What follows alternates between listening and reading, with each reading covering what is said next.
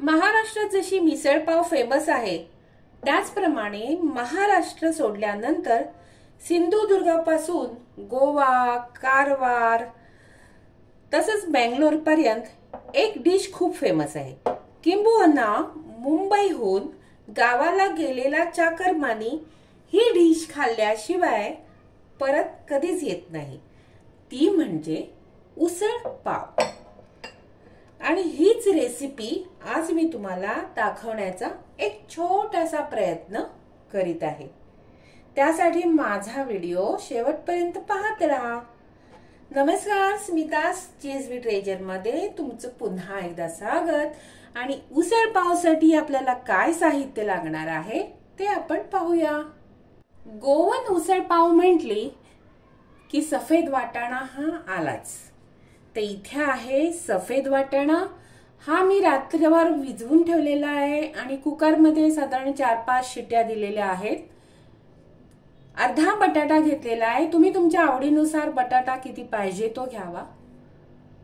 हा आहे कांदा, जवळजवळ एक मोठा कांदा घेतलेला आहे चिरून।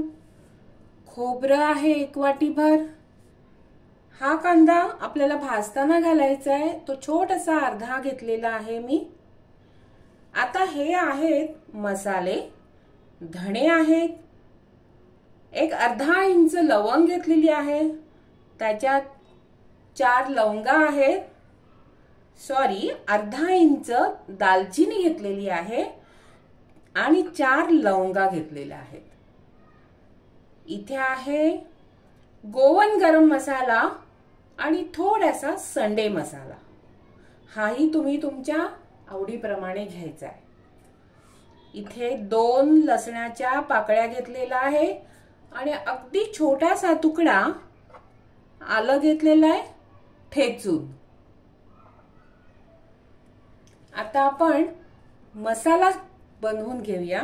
मसाला बनवायच्या आधी आपण परत एकदा सफेद वाटाणा, बटाटा ह्याला आणि कांदा ह्याला जरा एक फोडणी देऊया।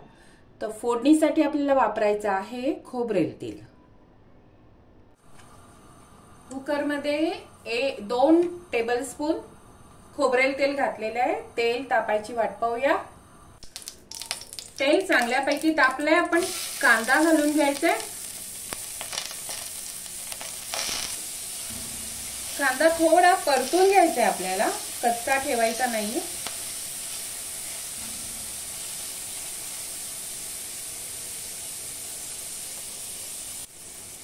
कांद्यावर थोडं मीठ घालायचंय म्हणजे कांदा लवकर शिजतो।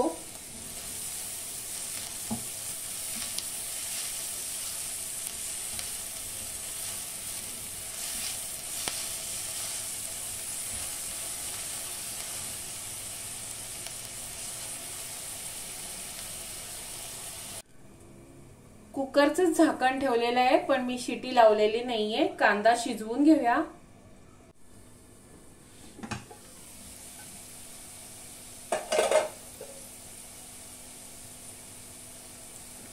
आता हा जो मसाला आहे, संडे मसाला आणि गोवन मसाला, ह्यात गरम मसाला पण आलेलाच आहे, त्यामुळे मी वेगळा काही घालणार नाहीये।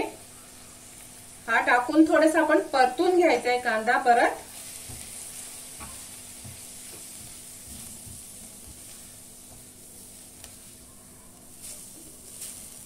गॅसची फ्लेम मी मीडियम वरच ठेवलेली आहे, मोठी ठेवायची नाही। आता त्यावर घालूया उकडलेले वाटाणे आणि बटाटा।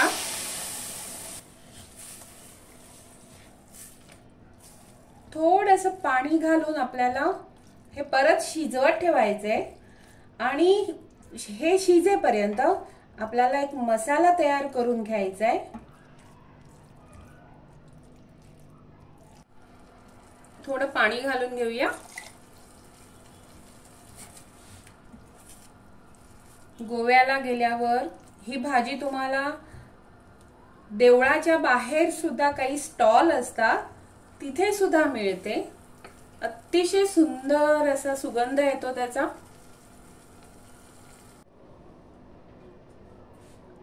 आता एक उकळ येईपर्यंत आपण त्याला दुसऱ्या गॅसवर शिफ्ट करायचंय।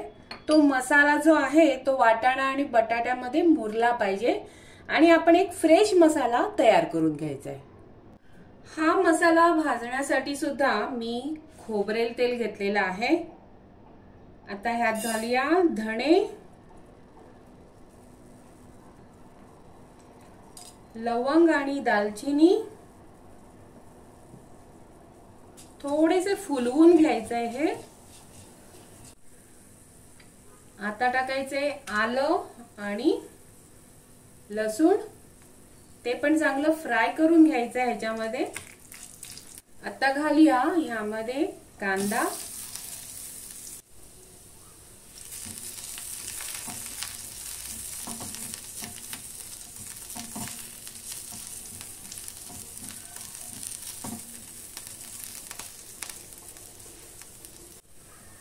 आता घालायचे खोबरं।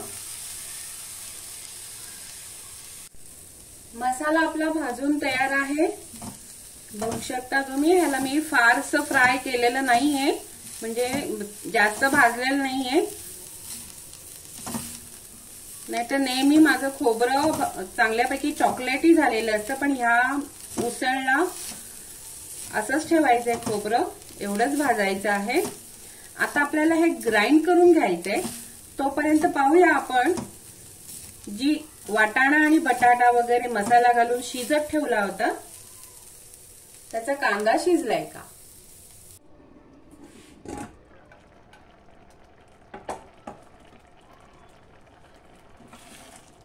इथे सुद्धा छानपैकी मसाला उकळलेला आहे।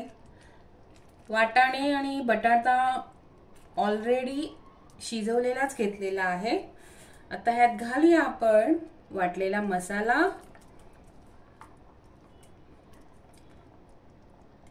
या उसळीला गरम मसाला जास्त नसतो, पण लवंग आणि दालचिनीचा झणका बऱ्यापैकी असतो।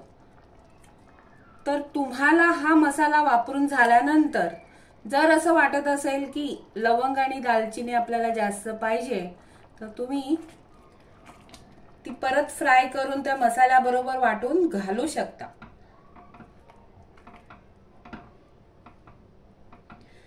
ह्याच्यात मी चिंच किंवा काही आंबटपणासाठी घालत नाहीये, तुम्हाला जर आवडत असेल तर तुम्ही घालू शकता। आपला मस्तपैकी गोवन उसळ पाव तयार आहे। तुम्हाला काय करायचंय, माझ्या पद्धतीप्रमाणे करून बघायचंय। माझ्या चॅनलला लाईक करायचंय, शेअर करायचंय, सबस्क्राईब करायचंय। तुम्हाला माझा हा आजचा बेत कसा वाटला हे मला कमेंट बॉक्समध्ये नक्की कळवा। मी परत येत आहे अशीच एक नवीन सुंदर रेसिपी घेऊन खास तुमच्यासाठी। धन्यवाद।